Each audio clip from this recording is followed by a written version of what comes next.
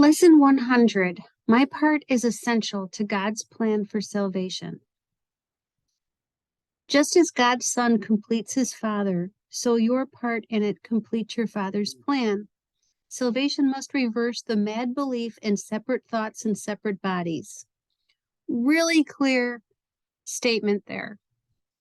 Salvation must reverse the mad or insane belief in separate thoughts and separate bodies.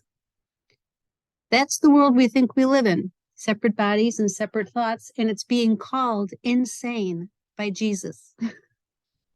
God's will for you is perfect happiness. Why choose to go against his will? You're essential to his plan. Without your joy, his joy is incomplete. Without your smile, the world cannot be saved. While you are sad, the light that God himself appointed as the means to save the world is dim and lusterless, and no one laughs because all laughter can but echo yours. That doesn't mean anything to separate bodies who believe in separate thoughts. Without your smile, the world cannot be saved. What is it that we're smiling about or at? We are smiling at the tiny mad idea that separation was ever possible. There isn't anything to smile about in a nightmare. There isn't anything to smile about in a world where at any given moment there is suffering, devastation, and loss. If it's not you, it's someone else, or it's you. So when you think about smiling and your joy, it's disconnected to our worldly perception. We see things here in order to blame something outside of us for our sorrow, our deep sorrow and sense of loss. The thing that we can smile about is the idea the separation was possible, and we accomplished it by this world. We accomplished the death of God by seeing the fragmentation and disruption of oneness. That's the smile. That is the gentle smile of the Holy Spirit's thought system. We reach it by forgiveness. The function will always be forgiveness. The focus will always be on forgiveness as the means to reach where we need to be, where we want to be. My part is essential to God's plan for salvation. And what is my part? My part is forgiveness. I join with the Holy Spirit thought system, and I smile upon the perception and appearance that the separation occurred. Either the separation occurred and the world of duality is true and God is dead or absent, or the separation never occurred and we descended into madness in order to experience what separation must be like. One thing to keep in mind is the ideas in the Course should not be we shouldn't try to set them in earthly frames. And when I say don't set Course ideas in earthly frames, what that means is don't decide what an idea has to look like in the world of form in order for you to accept it. That is a limitation on the love that's offered, on the smile that is offered to us. If we try to decide what forgiveness looks like, we limit it and then we can't make progress. So the perception of the world of form is not the focus. It can't be the focus of A Course in Miracles. What happens in the world of form from the Course's perspective is completely, entirely irrelevant. Who cares what a package looks like when it contains nothing? There's nothing inside the package.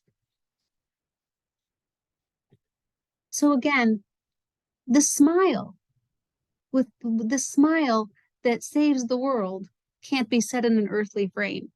Now, of course, it's almost impossible not to think of it as a smile on the face that we identify with, and it may be, but the smile is in our minds. It's a metaphor. The smile means, I do not believe the separation happened. I believe I am deceived. I've been deceived by appearances, and appearances deceive the mind that is content to be deceived. I am no longer content to be deceived. I can recognize the truth even if I still experience myself in a world of bodies with separate thoughts, where I walk I seem to walk alone. We will not let ourselves be sad today, for if we do, we fail to take the part that is essential to God's plan. Sadness is a sign we'd play another part. It's understood that we're going to be sad as long as we believe we're bodies in a world. He says later, let this one be the day that you succeed. Look deep within you, undismayed by all the little thoughts and foolish goals you pass as you ascend to meet the Christ in you.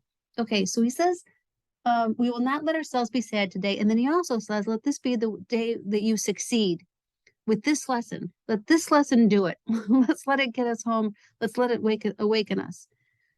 There are 265 lessons left. He doesn't believe that we're necessarily going to read this lesson and awaken from the dream or accept it on any level. We might not accept it. We might actively resist this lesson. My part's essential to God's plan for salvation. I don't think so. It doesn't matter. Doing the lessons is effective, regardless of what we believe in, regardless of what we think we believe in. There's a part of us that is responding to this lesson. We don't have to feel like failures if this is not the day that we succeed. There's 265 lessons left. And at the end of those lessons, he tells us that's just a beginning, because that allowed us to trust in our internal guide. Our part is to be happy. We can be happy from the perspective of the dream and hearing a message, a loud and clear message that the truth is true and this is an illusion. We might not know, well, how am I going to get from point A to point B? That doesn't have to concern us. We can hear and embrace this message, even without having access to knowledge right now. That is the happiness. We can be overjoyed that everything we thought and believed is not true, because what we thought and believed was terrible. It is yourself who calls to you today, and it is him you answer every time you tell yourself you are essential to God's plan for the salvation of the world. You are essential to God's plan for the salvation of you. Everywhere in the Course that he talks about the world, you can substitute you, the self. Everywhere he talks about the ego, you can substitute you. Because while we believe in the illusion, we're identifying with the ego, and the plan for the salvation of the world, or the ego world, is this Course. My part is essential to God's plan for salvation. My function is forgiveness. This reminds me of a beautiful line in the Course where he says, think just a moment on this.